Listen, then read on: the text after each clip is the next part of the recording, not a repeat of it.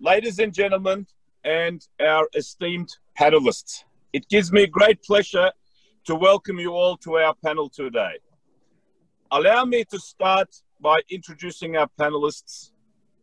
Participating from Germany and representing BVMW are Mr. Markus Jäger, he is the Federal Managing Director of BVMW. Dr. Hans-Jürgen Völz, he is the Chief Economist of BVMW. And Mr. Andreas Hahn, Head of Public Affairs and Foreign Trade. From Turkey, representing DEIC is Mr. Nail Olpak, he is the President of DEIC. Myself, Stephen Young, as Chairman of the German-Turkish Business Council. And of course, Mr. Suer Sülün and Devrim Çubukçu, who are my friends and my deputies on the Board of Directors for the Business Council. I see that we also have a healthy audience today. We have not only participation from Turkey and Germany, but all the way from across the Atlantic, also from Canada. So this is pleasing to see that we have a high level of interest in our panel today. The format of our panel will be in two parts. The first part, where the panelists will give information about their institutions, DEIC and BVMW. And the second part, we will reserve for question and answers. Now, we have collected some questions from you as participants in this panel in the last few days. And if we have time, we can also, over and above that, go interactive. We basically plan to have 1 hour for this participation of the panel, but we are a little bit flexible if we have a very passionate discussion in the second part. I myself, I'm addressing you from the car. I'm traveling, but we have stopped and I think we have good reception. So I don't have my tie and my jacket. I'm sitting in a car and holding this, thanks to this lovely technology connectivity. We're in touch with each other wherever we are in the world. Before I give the word to our panelists to make their remarks, opening remarks, I would just like to give you some background information to the topic of our panel today. We are talking about as to how we could increase the collaboration between Turkish and German SMEs. And as BVMW is representing the SMEs as the largest NGO in Germany on this, we would like to see if we can find a common basis for the future together, how we could collaborate in doing so. But as form of background for our topic today, the two trading partners, Turkey and Germany, they are not just restricted to trade, but the two countries are also very close in terms of history and culture. And this spans more than 100 years. On the trade side, Germany is the biggest single market for Turkey, and there are more than 7,000 companies of German origin or association which are registered and operating here in Turkey. Some of these companies are, I'm sure, well-known companies to you, like Mercedes, Siemens, or Bosch, who've started more than 100 years ago, dating back to the Ottoman times. And on the other side, of the social side, we all know that there are roughly 4 million Turkish citizens of origin that are residing and working in Germany. It's more or less home to these people now. And these people have also gone into business.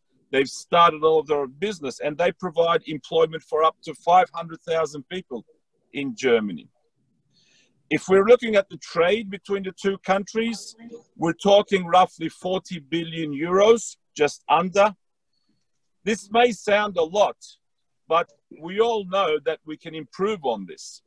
And we all know that although the big companies are here and very strong, that there is room for improvement with SMEs, small, medium-sized enterprises.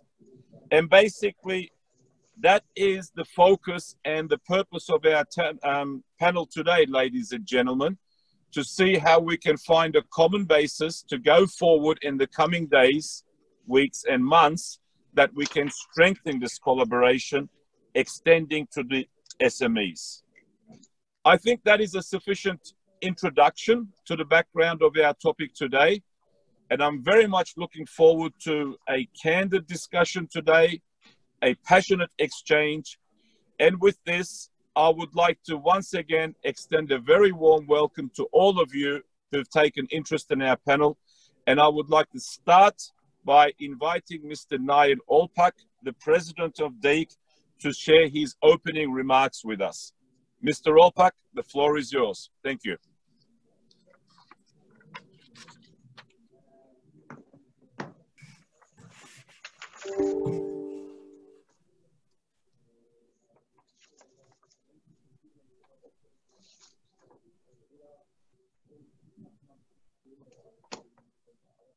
Mr. Olpak, your mic is not on.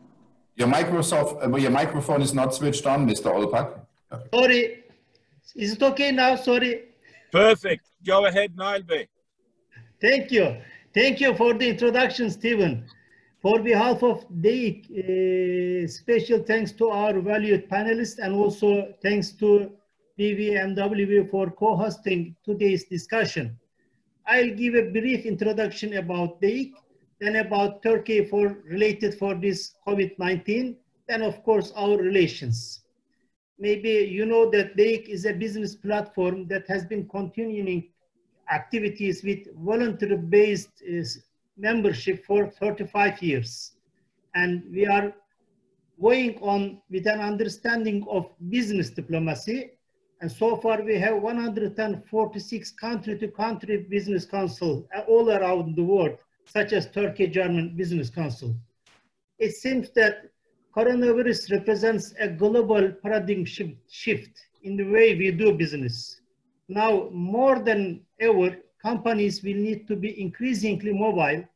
That means thinking digital and building in resilience.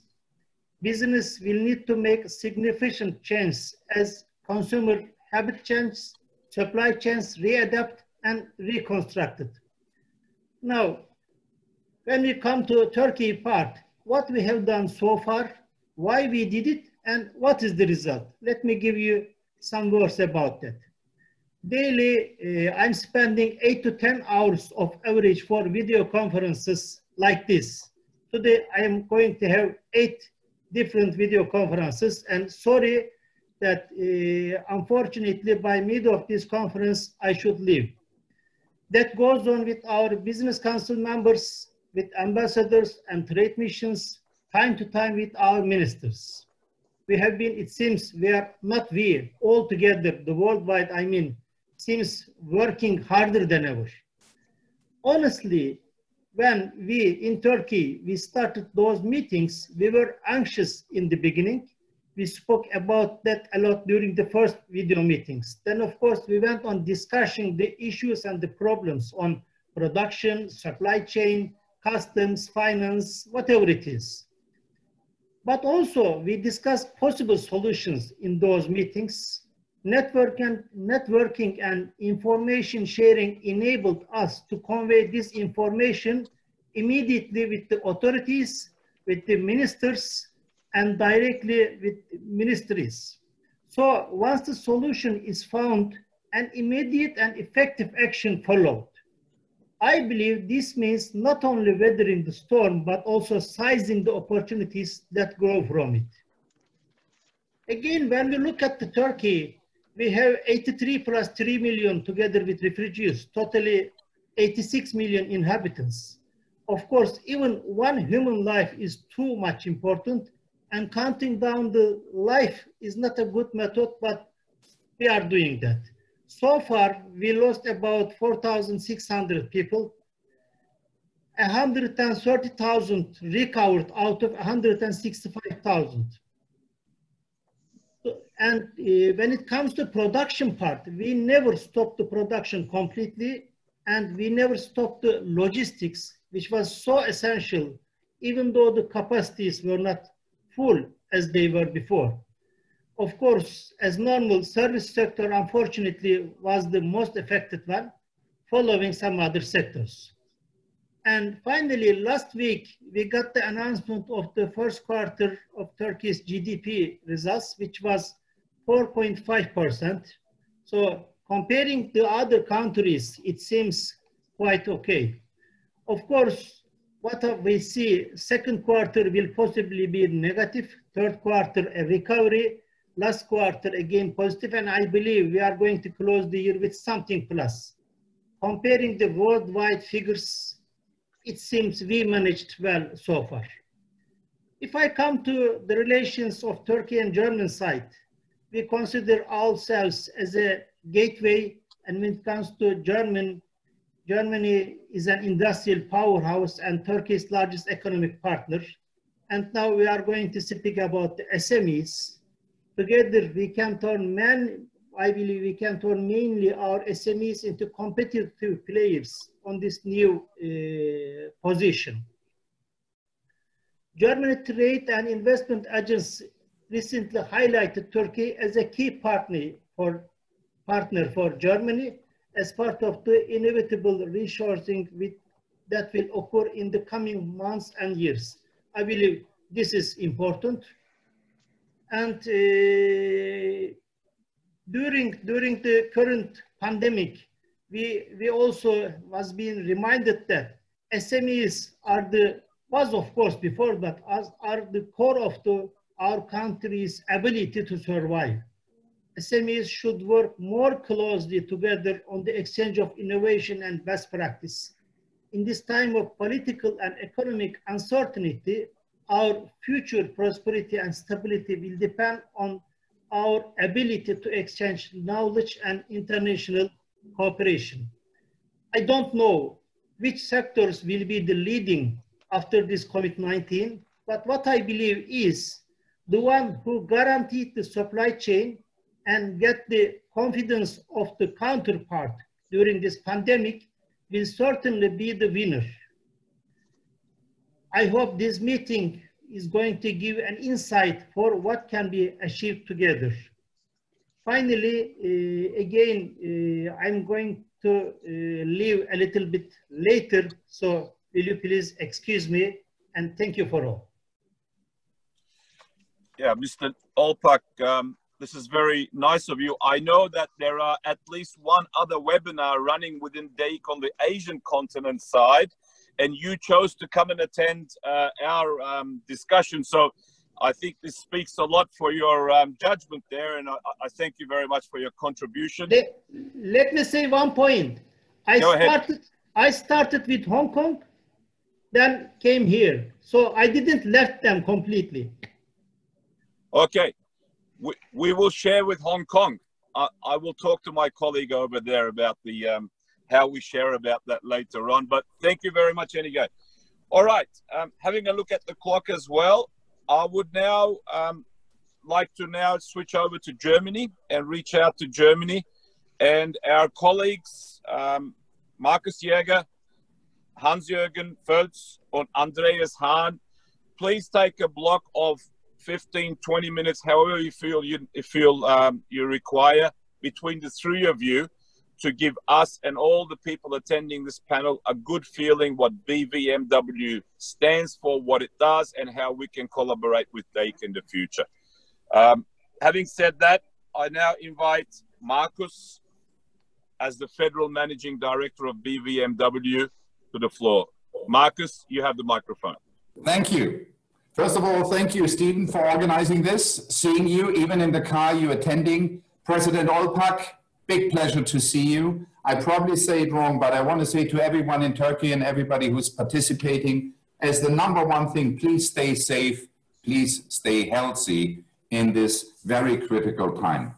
It brings us to staying healthy also in business, because that's very important. Healthy business, healthy politics gives us prosperity. And at this moment, we can only hope that we all stay in good shape with what we already experienced and what probably is still coming up. Now, let me tell you a bit about BVMW. This association was created 40 years ago. I don't want to make a historic excursus with you too much. The idea was at the time that entrepreneurs learn from each other, assist each other, especially when trading larger quantities for small and medium-sized companies, understanding associated risks when going to foreign countries, and similar to an idea that was created in the 12th century called the Hanse, which was an association, if you like, of trading partners. At the time, they exchanged knowledge about world markets, dangers, things to observe, and chances to take. This association today of BVMW 40 years later counts overall some 900,000 members through our alliance and through our what we call coached members, meaning that our 340 offices in Germany, so in all regions, if you like, including countryside, where a lot of the small and medium-sized companies have their manufacturing. These offices cater first in the German market to connect business and entrepreneurs, to develop new ideas, to educate them in important decisions they have to make, dislocating production capacities or entering the digital market. Because of that, as they more and more tend also the very small and medium-sized companies to go across the border, we have created some 40 international offices. And I'm very happy to say that we have a very good representative with Mr. Vanya in Turkey, who represents our interest of the members in Turkey and in many ways Turkish SME interests in Germany. Obviously, organizations such as the one of Stephen Young do assist as well. And I'm very happy that we had multiple contacts with Mr. Young, who's an excellent man to strengthen our relationship across the border, which is more needed today than ever before. Yes, we had the financial crisis, and yes, we had the oil crisis in the 70s, but what has affected us now worldwide, small country, big country, from islands to continents, I think it's unheard in our lifespan so far, in our lifetime. So one of the most important points of our agenda is not only assisting companies right now to step into the digital world, but right now the biggest threat or the biggest challenge we have is assisting all these SME companies, if you like, to survive. Many of you in the automobile industry, in the machine industry know that Daimler, as one example, has nearly lost 40% of his value, BMW with about 30% the same. This is definitely affecting the small and medium-sized companies as well in Germany as well as in Turkey, because we are suppliers. The small and medium-sized companies are the suppliers to the big ones, and in many ways, sometimes the spark of innovation that ultimately the big companies put into mass production. Given the corona or COVID, we know that some of them have a very hard time without financial support and without, call it, motivation to continue the path of innovation and going into the future without problems. So our main job right now is to assist the SMEs to be prepared not only for probably worse to come, but getting out of it and finding new business models that they are less vulnerable in the future. We also look at, obviously, changes in the marketplace, as we are the only organization of that scale in Germany that has multiple businesses and multiple sectors. What I want to say with it is we are not the association of, for example, pharmaceutical producers, or we are not the association of hotel and restaurants. We have members from the restaurant business to large manufacturing, from trading to innovation. So we have the full scope of the German Mittelstand, and we see very clear which sector is more affected than another one, which sector has survived better the last 2 months than another one, and who was early enough adapting the technological and digital opportunities that today the internet and trading on platforms offer. So we have a very, how can I say, a very separated view on, first of all, the small and medium-sized entrepreneurs that are still living, if you want, in the past, and they're not on the digital train, they're not in artificial intelligence, they're not in foreign trade as much as they should be, and they're very, very much affected by the local market. And we see companies that are very strong in the foreign countries engaged, but obviously with the corona have a difficulty in managing their foreign business operations.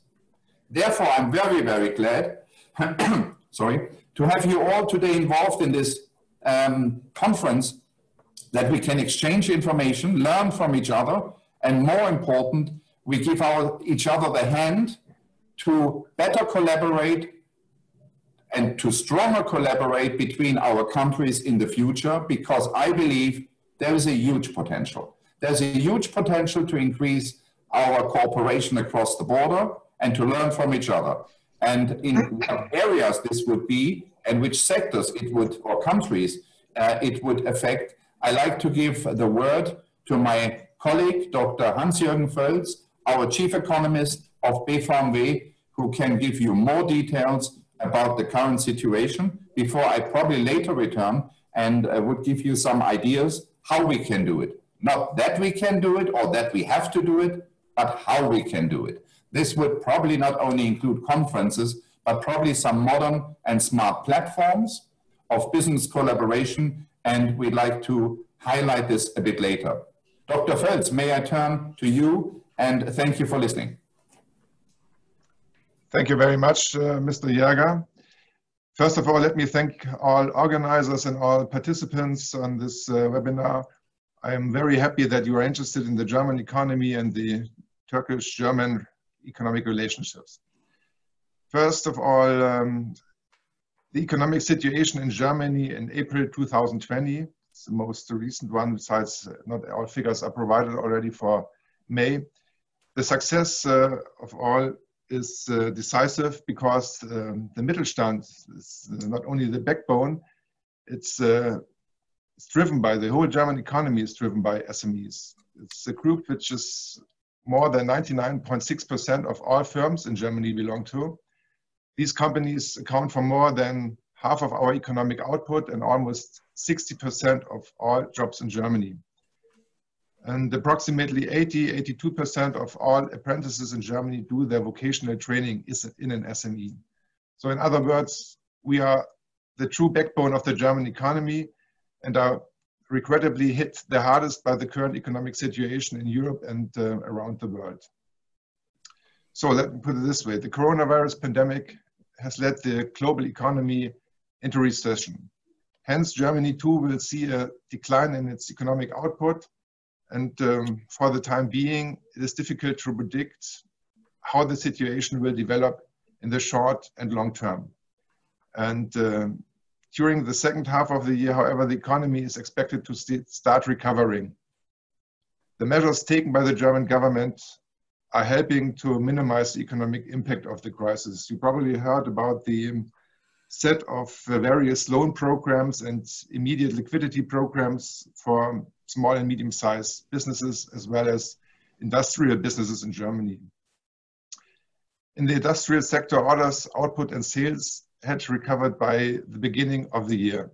However, the massive drop in supply and demand, both within Germany and abroad, caused by the coronavirus pandemic, reversed the upward trend in the beginning of the year 2020.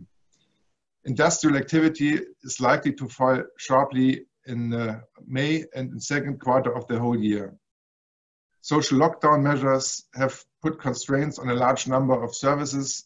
Likewise, consumer spending has seen a drastic decline, probably in every country around the world. The coronavirus pandemic is affecting the labor market. There has been a massive increase in notification of short-time work. Just today, the Federal Statistical Office released the new number. It's around 7.3 million in short-term work. In April 2009, we only had 1.5 million due to the financial crisis in 2009. So that can describe to you how you can identify the difference in the impulse both crises had to the German economy. And of course, the rise of unemployment will not continue. Instead, unemployment will rise. So the overall situation of the German economy in recession is very bad. Since March, the German economy has been suffering recession, which is likely to last, most economists believe, into the middle of the next year. In Germany and around the world, the economy is in distress as a result of the pandemic. It seems very true that this will be the same situation for Turkey as well. The collapse in global demand, interruptions in supply chains, changes in consumer behavior, and the climate of, let's put it, the mistrust among investors are having massive repercussions in Germany and subsequently in Europe as well. In Germany, our lockdown measures came into effect gradually, starting in mid-March. I think it was about 23rd of March and ended 19th of April. For this reason alone, even the first quarter is likely to register a market decline in its economic output average compared to other months and years. The trend is expected to continue and gain momentum throughout April, even if some of the lockdown measures were subsequently eased. The economy would remain subdued and only gradually recover. At present, for the time being, the extent of the economic collapse is hard to estimate. According to our joint economic forecast presented by the German research institutes, GDP will probably fall by 7% of the whole year of 2020 as a whole. And this assessment is in line with relevant barometers, economic barometers such as trends and stock indexes and the sentiment indicators produced by the IFO Institute in Munich. And this explains in part why the joint economic forecast expects such a strong recovery by the next end of next year. It's about 5.86% by the end of 2021. At present, however, it remains exceptionally difficult to predict the overall course of the economy in the rest of the year and in the beginning of 2021. But you can be assured that we all believe that the economic downturn will be end sometime, better now, a year earlier than later, and the German economy will recover, and our trading partners, especially Turkey as well. Thank you.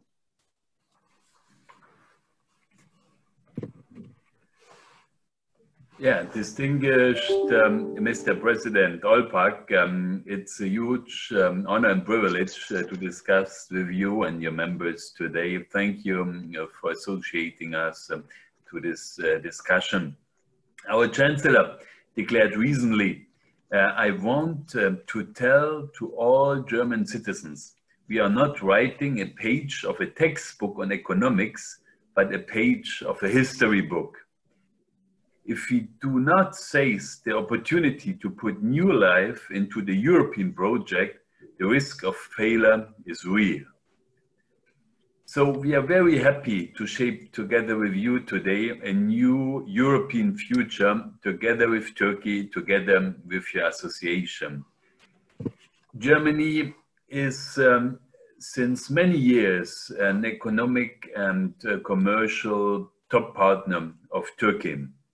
German companies operate as investors and suppliers in the Turkish economy. Recently, our two countries have demonstrated strong intentions to further their cooperation, particularly in the field of energy. Renewable energy, for instance, has been one of the primary pillars through which Turkish and German economic ties have developed. As concrete action in broader cooperation plans, more German companies operating in the energy sector will assume more important roles in Turkey. The Turkish government, by the way, has played a large role in initiatives to make the country a more attractive destination for foreign investment and business operations. Turkey's movement towards the European Union in particular has helped establish and further momentum to embrace European business regulation and standards.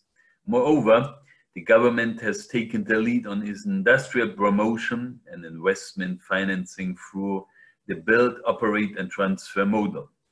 Finally, an ambitious program of tax initiatives was launched with the aim of stimulating investment as well as modernizing infrastructure and housing.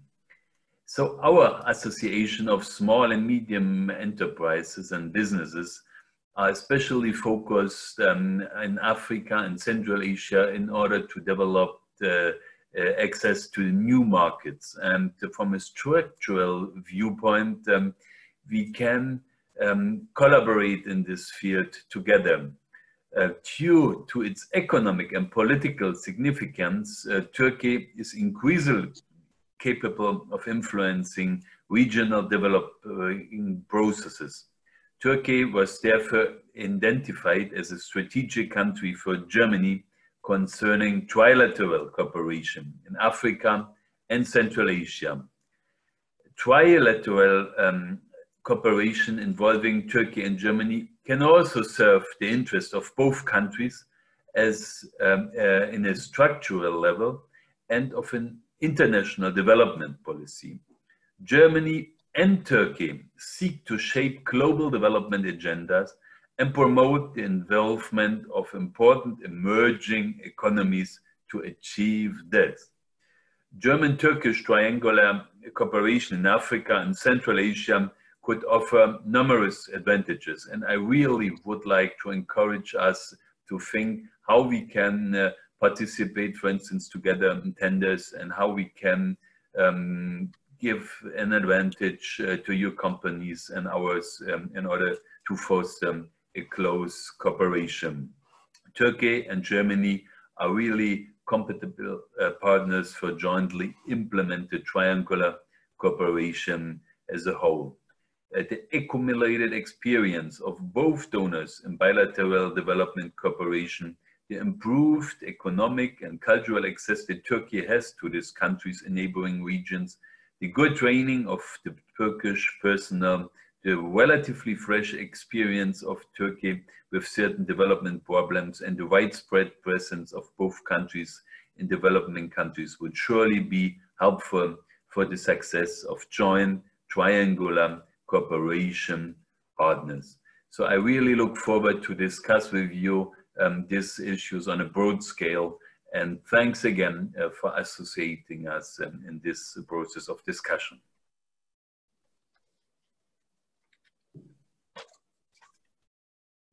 If you allow me, I'd like to say a last word from our side as it relates to how we can possibly collaborate better in the future. We all know the word digitalization. I think that most of the SMEs, sadly, and I can say for our country, are not fully yet mentally prepared for this kind of transformation. Too slow is the platform economy advancing in Germany, and I believe we have a little delay that we are now trying to pick up, but let's be realistic. I want to give you an idea of just one number. Germany, from its government, will receive around 3 billion for artificial intelligence research and investments or innovation. China invests in the same period 150 billion. 3 billion to 150 billion. So how does it affect Germany? Well, we're going to be in a race. If you have a car that has more gasoline and more horsepower, it's very hard even for Michael Schumacher at the time or somebody similar to catch up. I have the feeling that it can be or might be the same in Turkey. I think one of the most important things for us right now is not the sector of artificial intelligence in that segment, but to develop a platform, a way of communication that is fast and efficient, where German SMEs and Turkish SMEs can directly connect, directly exchange information. I know that from our last conversation with Mr. Young, with Stephen here, in Berlin, I think it was correct? That's correct, in Berlin. In Berlin, that one of the points of the agenda was how can we further, how can we strengthen, and what kind of tools should we use that we can exchange faster between the SMEs business opportunities between our countries. The big players, I see Mercedes, I see obviously Bosch, they have it, but the SMEs not. And I'm not sure to what extent the SME business in Turkey is organized with a platform that would reach out to Germany or from Germany to Turkey. But let me give you one hope and probably a promise with Stevie Young together, and I hope also with the assistance of our associations and our partner, Mr. Vanya in Turkey, and hopefully with the president of DEIC, Mr. Olpak, we can exchange ideas, ideally for the end of the year, that we have a clear time agenda on what should be done to assist Turkish companies to get more into the German or into the European or into the African markets, and how we can provide what you need from us to your side. What is the expectations that you would have? And I can give you a promise that we will work with you diligently on it to make it a reality, because I think only then we have up-to-date or just-in-time information that we need to advance in strengthening our collaboration. From our side, unless there are questions from the auditorium or from the panel speakers, I would say, please get to us, to BVMW, via Mr. Young, via DEIC, if you have any assistance needs in Germany or in the markets that we cover. So far, I would say with a few exceptions, we do have access to the world market through our network. Please do not hesitate to call and contact us. Our aim and goal will be to bring a very long and very fruitful, not only business relationship, but a friendship between the Turkish people and the German people to more fruition. I know my father, who was an alarm clock producer, he once told me, without the Turkish people that assisted us at the time in the 70s, 60s and 70s to build up the German SME business, we would not be there where we were or where we are. And I can only say the Turkish people are such an important part of our, now in the meantime, German culture. It's emerged, and especially in Berlin. I like to strengthen it. That would be my personal goal, because I feel deep friendship with your country. And I think we haven't fully exploited and explored all business opportunities together. So let's do it. And probably now the best time. Why? Never before, I think we had so many contacts around the world in 1 week or 1 month by Zoom conferencing and exchange.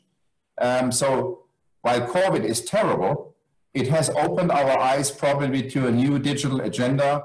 And let's not forget this past and work very successfully together in the future. Stay healthy, and thank you very much. Marcus, I thank you and your colleagues for a very constructive information regarding your institution, and I very much welcome the thoughts and your further outside as to how we can move forward in forming joint collaboration platforms, and that is exactly the area which we want to start with now in the second part of our session. We want to start with some questions, and of course, in summarizing it at the end, I would also be proposing that we produce some sort of an action plan or a roadmap, how we move forward and identify some topics of joint collaboration with each other. Exactly, thank you. And you have done a great job in putting the first item on that agenda, the digitalization, IoT, Industry 4.0. I remember the passionate discussion we had in Berlin when I was there, and you also spared a lot of time for this topic as well. And I saw that you're also very passionate. So today we have the opportunity to do that, to start that in a systematic way, in a methodic way. And I would also say to our colleagues, make this the big topic number one on our agenda on how we move forward. And it's very befitting that we're talking about the digital world and connectivity. And yes, COVID has produced some sort of an opportunity with this sort of connectivity that would also serve as a good stimulus into our topic.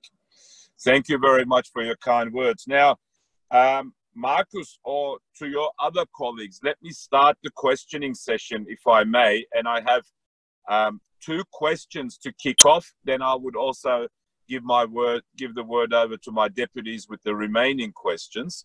My 2 questions are as following. The first one is regarding the international supply chain. Yeah. You know, this whole thing started with COVID back in November in China, and then for a few months, the rest of the world had some issues regarding getting supply out of China. Basically because the business model for the last 30 years was produced in China and sold in the rest of the world. Yeah, it was very convenient to go and produce your products there. But I think one of the game changers coming out of this COVID is like, it's no longer perhaps the most optimum way to continue like that, but to look at local manufacturing where the demand is, whether it's on a country basis or a region basis. So with this background, Turkey being in the part of the EMEA, you know, in Europe and Middle East and Africa, do you see a further potential for Turkey to be more active and to be able to contribute more in the international supply chain, particularly from a European, German perspective? That would be my first question to you or your colleagues. My second question would be regarding collaboration between SMEs in Turkey and Germany in the form of joint ventures, in the form of M&As. You know, in Germany, we have a very good Mittelstand, who the founder of the company has run the company for 20, 30, 40 years. They've got excellent references, very good technology, but they have a successor problem, Nachfolgerthema, yeah? Mm-hmm. Nobody from the family is interested in continuing the business from the second generation. So these gems, this treasure that stays in Germany, and then we have countries in the manufacturing base, companies in the manufacturing base in Turkey who are looking to expand their operations in the export market.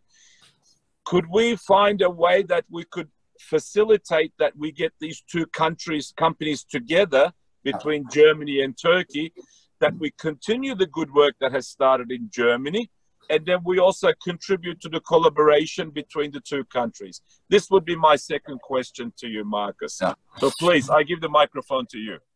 Thank you again. On the supply chain, I know that this COVID has raised concerns about supply chains, and there are some thinkers, if I could call it, that say, well, we should bring everything that's important back to Germany and not be dependent on any other country. It will not work, in my view. I know that nobody likes to be left out, but we have probably in the future rather pandemic issues that would stop supply chains completely, if not by for political reasons or war or regional conflicts, to now start exaggerate on purpose to produce spoons in Germany and socks in Germany and t-shirts in Germany and certain components and bring it all back is not the solution if another COVID comes. Why? It will also lame the German production, as you can see. So even if you would have all the things in the country, a COVID situation does not allow you as a factory to just continue as normal. So I'm a little bit less optimistic that bringing everything back or most of the supply chains to Germany or to one region would solve the problem. Also, in addition, in some areas you might save money today because you avoid shipping and long custom duties and other things, custom chains, but it will not be the solution for every industry. I have an expert with Dr. Völz who can probably follow up on this one. A very, very, very interesting and important issue you just mentioned, Stephen, is the Nachfolge. Is a lot of German entrepreneurs who started after the war, Second World War, to establish their companies have reached now their age of 60, 70, and even 80. They have either no kids or no kids that are suitable to run the company, or they have kids that have no interest. They say, I want to live in New Zealand and I want to grow sheep. So not everyone has the interest. And so they are now faced with the problem, do I close my company? Do I sell it for not getting a lot of money. Reason is, if you're out of the family, to finance an acquisition of a company nowadays is not easy. So they get either a lower sales price of their company if they want to sell it, or they have to bring it into a joint venture. And this joint venture idea is not actually well explored enough. When Japan had its first problems of salaries and economic downturn, they dislocated a lot of the productions into Thailand and other countries. I wonder why we don't find a kind of cooperation on collaboration platform where a German company with modern tools, patents, trademarks, licenses could be on a platform with Turkey and saying, here the competition, because of labor costs, because of energy costs, because of land and building and rental costs are high. Why don't we dislocate into a joint venture with a Turkish partner, as one example, the production? Rather than closing down the company here, going into bankruptcy or selling off the machines, trademarks, and tools for a lower price, why not bring it into a joint venture? And why don't we find a way that certain things on German machinery could be produced for the European market out of Turkey with German trademarks and German patents? So there are possibilities. Again, we don't have the platform yet to make it work. Some business consultants do it on a one-on-one case, but I think there's a larger potential that we should explore together. Probably for the question of supply chains, I like to have Dr. Völz involved, because I think he can bring valuable input. Yes, I would like to add a few aspects on the global supply chain shifts and developments. Due to recent negative experiences, security of supply and reliability will have a higher priority than cost and efficiency considerations in the future. Therefore, the trend of producing in China and selling elsewhere may seem to need a significant update. The new trend may shift towards localization and regionalization. Germany is already the largest economy partner of Turkey. It was mentioned in the very beginning. And there's now a significant opportunity to do business, especially for EMEA regions involving raw materials and semi-finished products in Turkey.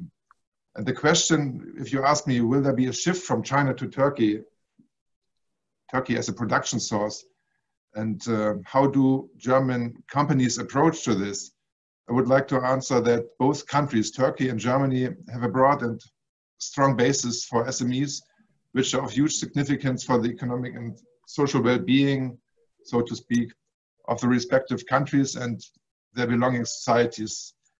Therefore, a shift of the focus for German SMEs from China to Turkey may build upon factors like shorter and more flexible supply chains, mutual trust, and of course, close cultural ties. Mr. Jäger already mentioned the big Turkish community in Germany and especially here in Berlin. However, the importance for German enterprises is a modern risk management facing the challenges of currency instability and incidents in the political area. But in general, let me to add one point that's very important for our federation. In general, economic relations that create prosperity on both sides require that there are no one-way streets, so we put it in Germany. So the key word is reciprocity is a basic condition, not only in our relations to China, but to any country in the world. Thank you. Good, great. Gentlemen, I already have my second topic on the agenda as well for the looking future, joint ventures on the SME. So digitalization, joint ventures, and we've only just started. Thank you very much. Okay, now for the third question, I would invite my colleague Suer Sülin, who is representing Mercedes in Turkey, to address your question to our panelists in Germany. Suer, you have the microphone. Thank you. Thank you, Stephen. Very warm welcome from my side to all participants, especially our German guests. So it was very fruitful discussions and information. Thank you very much. So in fact, I had one combined question, which was one part was already explained. This is the supply chain. As an automotive industry, also we suffered a lot from the supply chain. We were very proud of this global sourcing, but we experienced that global sourcing brings some global problems as well. So I believe that Turkey still offers lots of opportunities and potentials in this supply chain problem, let's say. My question, in fact, Andreas Jan already mentioned that, you know, the Central Asia, we like to access this. So how can we collaborate, Germany and Turkey, to access the Central Asia? Can Turkey play a role of a bridge to bring all them together, especially in the logistics sector? Thank you. Yeah, I think it's very crucial for us, and we especially in Germany has developed on the political era a new Central Asia strategy, and Turkey is playing a very major key place in this strategy. That means through your knowledge of the market and through your cultural and strategic approach, we can do, as I called it, a kind of trilateral approach in order to conquer the region. That means if you look, I know that Turkish companies are extremely strong in participating in tenders, and they are looking for German technology to realize those tenders. So if we can, in this framework, see how build up together structures and how to link these demands on your side and how to go together with joint hands, I think we will be really successful. Okay, thank you. Okay, thank you very much. Suez, thank you for that. We move on to the next question. Devrim. Devrim Çubukçu is representing Eczacıbaşı Holding, which is one of the oldest and most diversified conglomerates here in Turkey. So, Devrim, please address your question. You have the microphone. Thank you, Stephen. And I would like to also thank our guests from Germany and their valuable comments on the current situation in Europe, in Germany and beyond. My question is about Green Deal in Europe.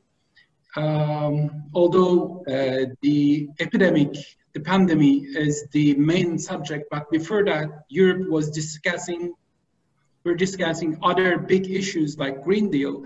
And I would like to know more about Germany's stand on Green Deal, and also how the pandemic has changed the EU's Green Deal policy, and how do they think that it would be its effect on Germany's SMEs now and in the near future? Thank you for the question. The current EU proposal of the so-called recovery plan has a strong focus on sustainability goals. As those goals, which are in line with the United Nations goals, will expand upon the full supply chain, and therefore outside the so-called EEAG law in Germany, the European standards in sustainability about to arrive at foreign companies and production sites. This is my point of view. It's a necessity. It's just happened. And Turkey, as one of the first contacts for the European economy, is very important for the successful implementation of the Green Deal. So there are no boundaries between the European Union and Turkey in a political way compared to the natural expenditures. Okay, thank you very much. Okay, thank you for that. We continue with the question. Suez, you have the next question. Thank you, Stephen. Again, you know, since I'm representing the automotive industry, let me ask a question to our colleagues about that. You know, the very hot topic in our industry is the electrification plus the autonomous drive.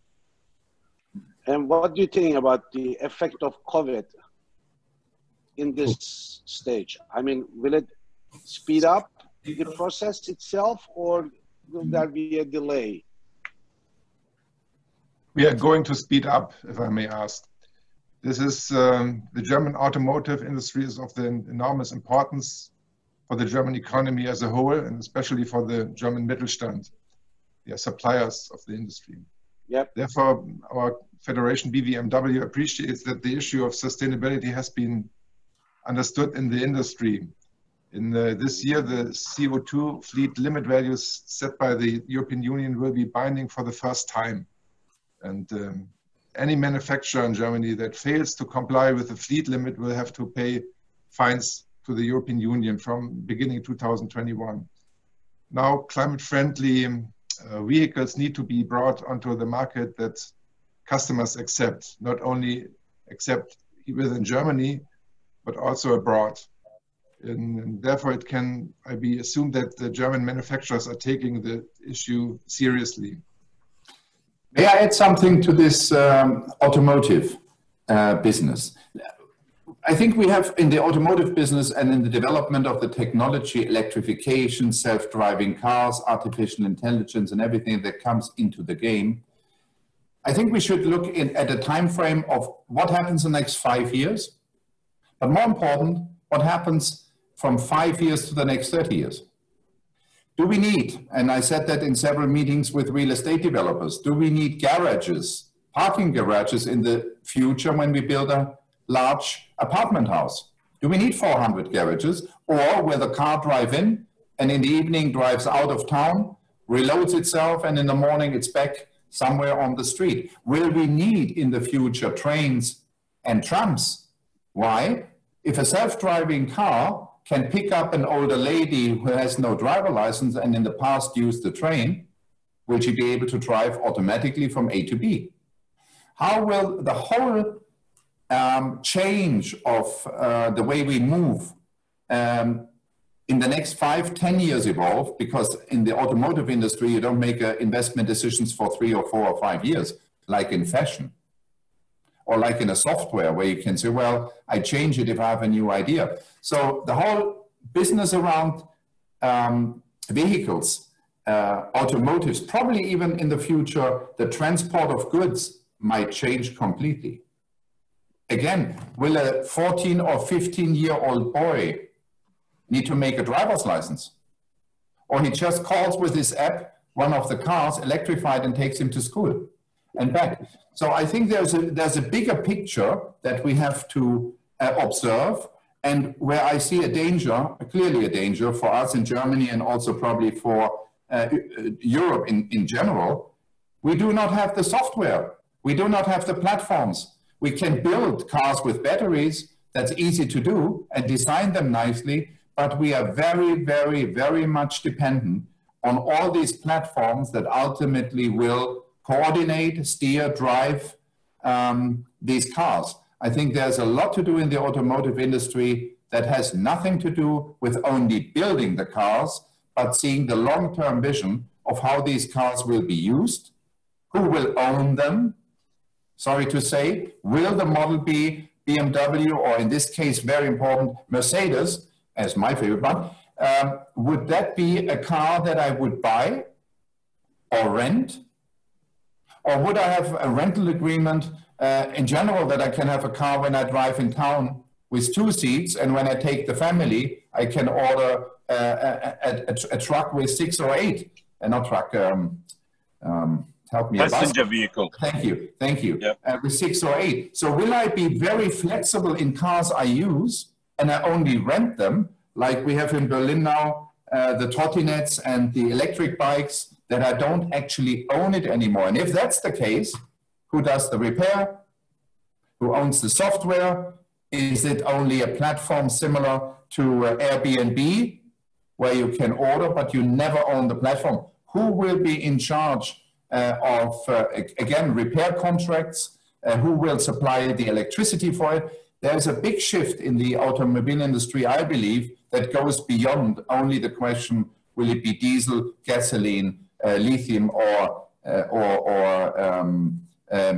Wasserstoff. Wasserstoff, please help me. Helium. Thank you. So I think we are looking too much on the technology. We are not looking enough on what are the consequences 5, 10, 15 years later. Yeah, that is a very, very valid point, Marcus. You know, when we also, as Bosch, started 10 years ago with autonomous vehicles, the basic motivation was to make the whole thing safer, because 90% of car accidents were caused because of human error. That was a starting point, but now we see it's become a huge, big picture, as you just outlined. It's become a lifestyle issue. It's become the way you design your cities, your mobility, your behavior. So it's a disruptive thing, and it's fully understandable. It's not just the technology, but the impact that it has afterwards on how we live, how it will all change, the city planning, and all these sort of things. And you're right, you know, the flexibility, you may just need to go from A to B on your own. So you order a car with a two-seater or one-seater, or your children may want to get together and play PlayStation while they're running through the city, and they order a shuttle with a fully mobile PlayStation inside, or these games, or you want to work in your car going to the office, so you want a mobile office. So these different concepts, it will be more important just than the brand of the car in that respect. But I'm sure Suar is very conversant with these topics. So we're getting good questions also from the listeners there. And one of the issues that they're very pleased in hearing is that we can collaborate together for SMEs in third countries. I mean, you discussed that, you also mentioned that for Africa and Asia in your opening statement. And I think this is a very welcome approach. And I take this as my third topic on our roadmap going forward, our joint collaboration in third countries, and namely Africa and Asia there as well. We have a couple more minutes, and if it's okay with you, we'll just take another question from that.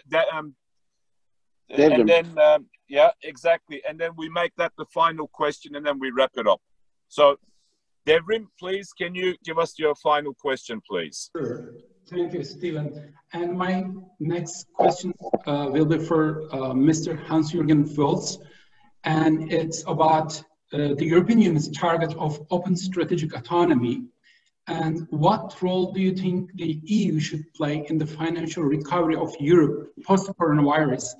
And the target of open strategic autonomy is declared by European Commission last month, as you know, in the scope of next generation EU recovery plan, with the aim to create more resilient supply chain across EU in the future.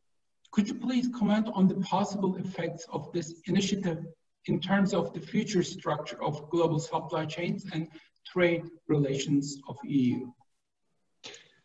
Thank you for this interesting question. Europe is increasingly required to assume greater responsibility for its own well-being, its neighbors' well-being and security. Autonomy means neither autarky nor isolation, nor rejection of alliances.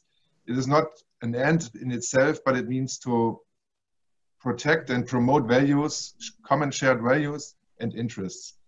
Germany and, I can say, Europe's economic stability, prosperity and competitiveness are subject to external and internal risks and more vulnerabilities.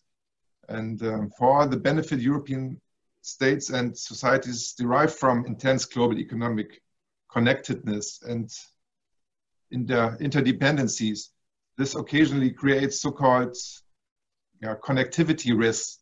The European economy depends on reliable external sources of energy, course of raw materials and technological components. And said this, trade relations and supply must be well thought and maintained well in the future. And I think that Turkey and Germany have common interests, and we should work together for mutual benefit. Okay, great. Gentlemen, I think the one hour is up. We've just run 5 minutes over time with that, but I think that's okay. There has been an extremely candid exchange and very informative. I'm getting very good remarks from the base, the audience, that they've really enjoyed it. So before closing, Marcus, would you like to say a final summary remarks, and then I would close the session. If you would like, Marcus, I give the microphone over to you. Stephen, I don't have very long final remarks, but one, I'm very pleased that you initiated this. I'm very pleased that we are part of it. I'm very pleased that we make one more step in collaborating better and exchanging ideas from hopefully now on in a more intense way. I believe that we have a lot of possibilities that we haven't explored yet. And it's time that we go step by step with a strategy and with platforms, with exchange, with forums that we could organize as soon as we can travel again between our countries without problems, that we intensify the exchange of entrepreneurs, that we also look a little bit, where will the world go in 2, 3, 5, probably also 10 years from now, because somebody who's investing in your country or the other way around doesn't want to only see a profit for 2 years and then not seeing a longer future. We should strengthen this relationship. I hope we have more opportunities with you, Stephen, and with Stake to exchange and work hand in hand to go into a positive, healthy, and prosperous future. And I wish everyone who participated today all the best, not only in economic terms, but in health terms. And I hope we are soon together again. And thank you again in the name of everyone at BVMW that we were part of your exchange. I still hope we will have wonderful cars like Mercedes driving around. I'm not so convinced that I want to be in a box that looks like a shoebox with 3 wheels and being driven automatically. I still like the cars, including your wonderful old ones in Gullwings. So let's stay all in touch, and let's shape the future between Turkey and Germany and Europe together. That would be my final word and my final wish for our conversation here. Oh, that's a great conclusion. There's not much more I can add to that, except for the fact that the car I am in is one of the ones that you've just mentioned. It's the one with the star and the 3 points on the star. So a little bit of good news as well. Not driving yet autonomously. You could have laid back in the seat and you could have spoken with a big screen if the car would drive alone. Now let's make sure Mercedes develops one as fast as possible and we can work from the car's back seat. With good Bosch technology inside, hopefully, yeah? I should not forget that. I believe a Mercedes car wouldn't drive anyway without you. Exactly. Good Stuttgart-Schwäbisch partnership here. Look, it's been great. I would like to add a wish. Please buy another car, another Mercedes. You need 2. Yeah, okay. Swear, you make a good discount and I'll even buy 3, yeah? Marcus, Hans-Jürgen, Andreas, you've been very good. You've made a very strong contribution. You've been extremely warm, open, passionate, and candid. And I think we've just really reinforced the platform and the basis for our future collaboration. I take it on myself to initiate the further contact in terms of getting our offices and our institutions to start working on this. And then, as you said, hopefully when the whole skies open up and Lufthansa and Turkish Airlines are flying between Germany and Turkey, maybe later in the year we could have a follow-up meeting, perhaps here in Istanbul as well, or in Berlin. But we can talk about that, and I would love to shake your hand again on all 3 of you, and not just digitally, but also in person as well. To my colleagues, Suad and Devrim, and also President Olpak and the whole team, I'd like to thank you very much for your contributions and the organization to make this happen. I'd just like to wish all the participants all around the world who've participated and supported us to thank for their participation as well. And all in all, stay well, and then good business to all of you. Until next time, bye-bye. Thank you. Bye-bye. Thank you. Thank you. Bye-bye. Thank you. Bye. Bye-bye.